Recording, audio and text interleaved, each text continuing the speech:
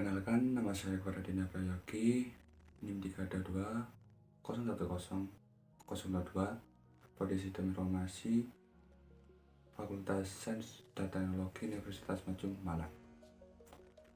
Di video kali ini saya akan memberikan motivasi kepada seseorang tentang penggunaan sabuk pengaman apabila saya sebagai kepolisian bagian humas.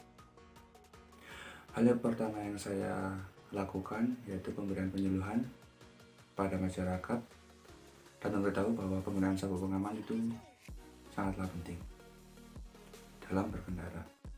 Kemudian saya akan memberikan bukti-bukti kalau tidak menggunakan sabuk pengaman apabila terjadi kecelakaan. Kemungkinan hal tersebut akan membuat masyarakat menjadi takut akan terjadinya kecelakaan apabila tidak menggunakan sabuk pengaman. Dengan begitu, masyarakat akan memikirkan kembali bahwa menggunakan sabuk pengaman sangatlah penting bagi diri sendiri.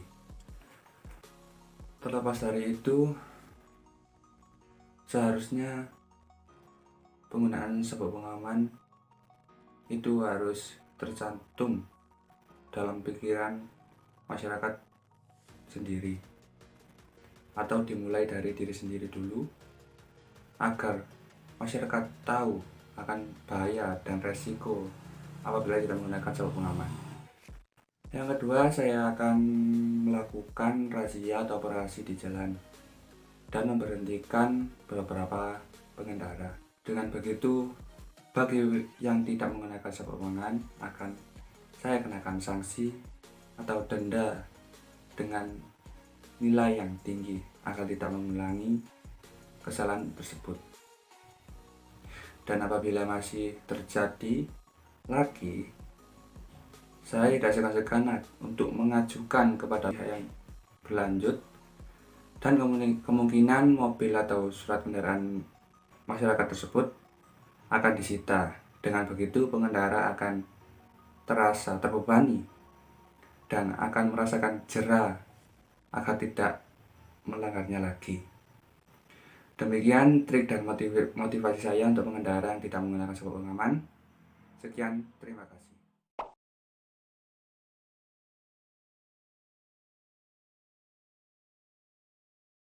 Selamat sore, nama saya Koradina Prayogi, NIM 322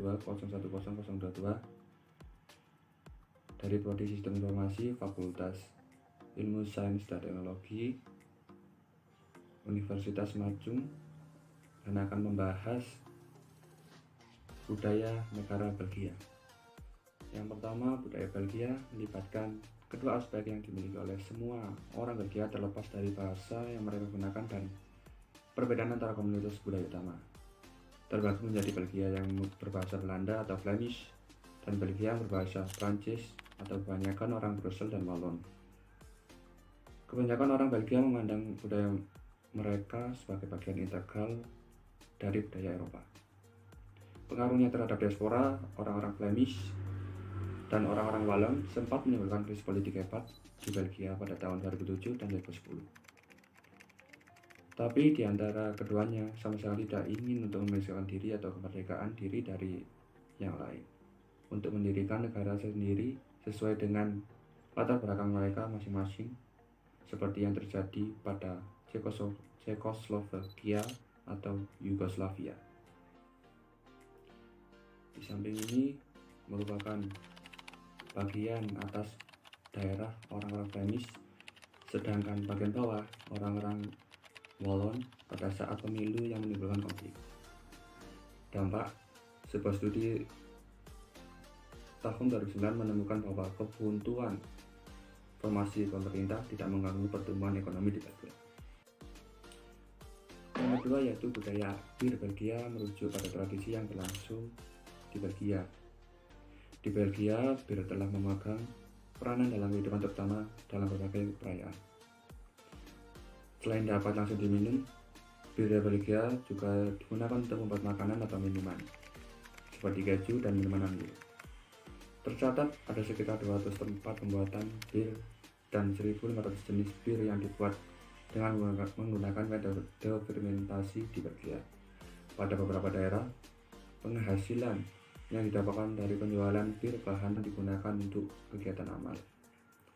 Pengaruh terhadap diaspora negara yaitu menteri-menteri kebudayaan dari komunitas penutur bahasa Prancis dan bahasa Jerman di Belgia serta menteri Flemish Joop Schouw-Village mendaftarkan budaya bir Belgia ke UNESCO pada 2015. Pada 2016, UNESCO mewujudkan pengajuan tersebut dengan menetapkan budaya bir. Belgia sebagai salah satu warisan budaya kemanusiaan dunia milik Belgia. Keputusan ini disahkan di Addis Ababa, Ethiopia pada akhir 2016 dan menjadikannya sebagai budaya Belgia ke-11 yang terdaftar di UNESCO. Yang ketiga, tradisi unik di Belgia, masak telur dadar raksasa rame-rame. Tradisi ini telah berlangsung selama 22 tahun. Hingga tahun ini tradisi itu masih dijalankan. Kali ini mereka memasaknya di tengah ketakutan atas kontaminasi telur. Jutaan telur ayam telah ditarik dari supermarket Eropa akibat adanya kekhawatiran atas penggunaan insektisida fipronil yang dapat memicu kerusakan organ manusia. Pengaruh diasporanya, namun penduduk Belgia tidak terpengaruh kasus tersebut.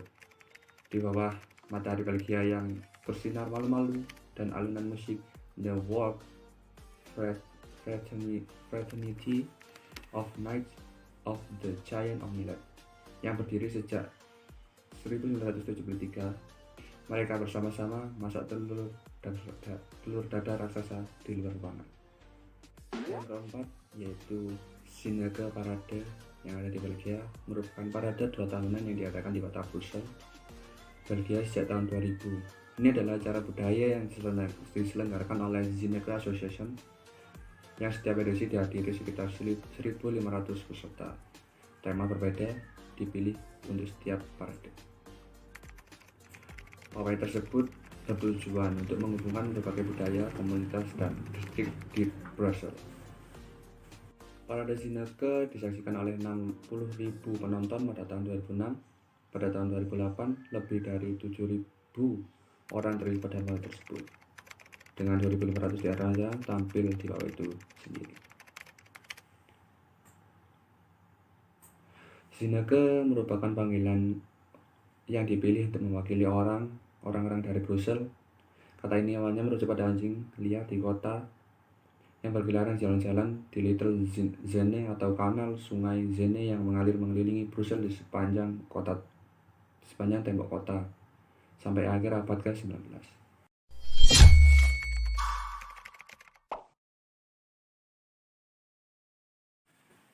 Perkenalkan, nama saya Faradina Pragi dari Prodi Sistem Informasi Universitas Majung, Malang, Fakultas Ilmu Sains dan Teknologi. Kali ini saya akan membahas charismatic leadership Adolf Hitler. Adolf Hitler lahir tanggal 20 April 1889 di Braunau am Inn, Austria, Hongaria. Hitler sejak muda sudah terobsesi oleh nasionalisme Jerman. Ia menunjukkan setianya terhadap Jerman, membenci monarki Habsburg yang semakin kacau dan pemerintahannya di kekaisaran yang dihuni berbagai etnis. Hitler dan teman-temannya memakai kata sebutan Jerman Heil dan menyanyikan lagu kebangsaan Jerman. Saat Perang Dunia I pecah, Hitler berperan sebagai pengirim berita di front barat di Prancis dan Belgia, menghabiskan nyaris separuh waktunya di belakang garis depan. Ia terlibat dalam pertempuran Ypres pertama, pertempuran Somme, dan pertempuran Arras dan pertempuran Passchendaele, dan sempat terluka di Somme. Adolf Hitler menyebut Perang Dunia I sebagai pengalaman terhebat seumur hidup, dan dia dipuji oleh para komandannya atas keberaniannya. Pengalaman ini memperkuat patriotismenya terhadap Jerman, dan ia terkejut oleh penyerahan diri Jerman pada bulan November 1914. Pada tahun 1934, Hitler menjadi kepala negara Jerman dengan gelar Führer und Reichskanzler atau pemimpin dan kanselir Reich. Pada tahun 1936 mengadakan kongres di Nuremberg, Jerman. In German medieval Nuremberg, the marching, seething squash of Adolf Hitler's Nazi Congress comes to an end.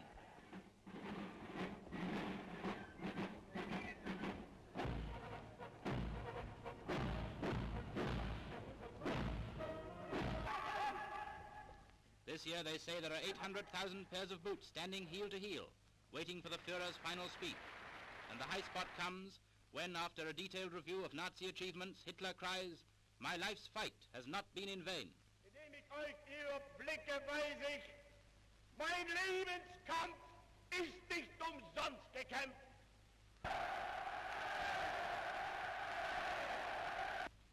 Sein Sowjetzeichen soll er vor sich hertragen und wir werden in unserem Zeichen wieder siegen.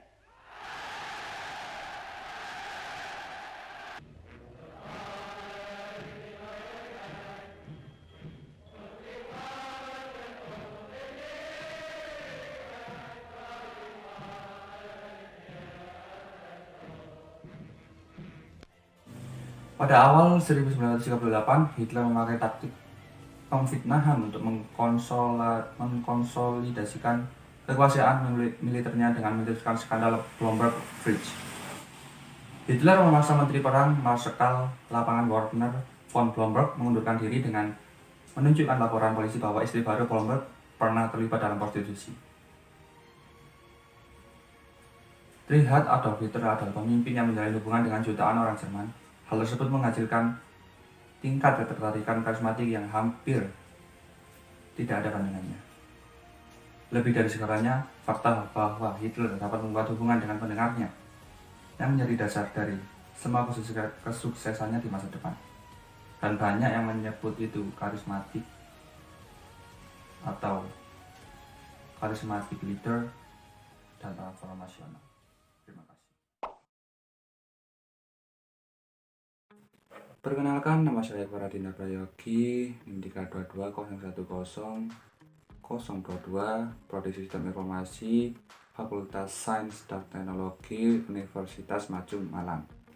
Di video kali ini, saya akan membahas tentang efek pandemi terhadap perbedaan kultur setiap orang, terutama mahasiswa. Yang pertama, pada mahasiswa saat melakukan kelas online.